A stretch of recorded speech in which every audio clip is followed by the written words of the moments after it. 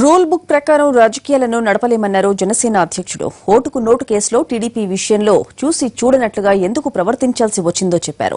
సమస్యల పరిష్కారానికి అభివృద్ధిని దృష్టిలో ఉంచుకునే తెలుగు రాష్ట్రాల్లోని ప్రభుత్వాలను కేంద్ర ప్రభుత్వాన్ని విమర్శించలేదన్నారు. అన్ని రూల్ బుక్ ప్రకారమే కానీ ఫాలో అయితే ఏది నడపలేదు. అప్పుడు క్యాష్ ఫర్ నోట్ ఫర్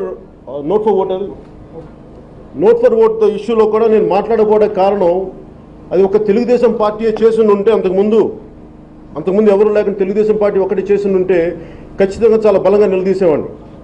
అన్ని పార్టీలు హార్స్ ట్రేడింగ్ చేస్తాయి.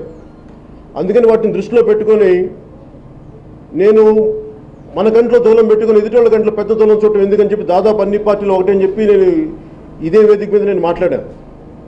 అలా ప్రతిదీ నేను ఎందుకు అలా కొద్దిగా వెనకేసుకు రావడం అంటారో దాన్ని మీరు ఏదన్నా అనుకోండి. దానికి నా ఉద్దేశం ఏంటంటే ప్రతిదానికి గొడవ పెట్టుకుంటే ప్రజలకి ఆల్రెడీ విడిపోయిన రాష్ట్రాలు మనవి.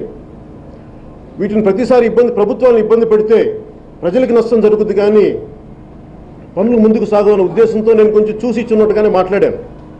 అది తెలుసో తెలియకో కాదు, తెలిసి ప్రజా సమస్యలను ముందుకు తీసుకెళ్లాలి, ప్రజా సమస్యలకి పరిష్కారం కావాలన్న ఒక ఆలోచన విధానంతో నేను అలా చేశాను తప్ప వాళ్ళు చేసింది రైట్ అనో వాళ్ళని వెనకేసి రావడమో కాదు. అలాగే రెండు రాష్ట్రాలు విడిపోయినప్పుడు దీనికి ముఖ్య కారణం యువత.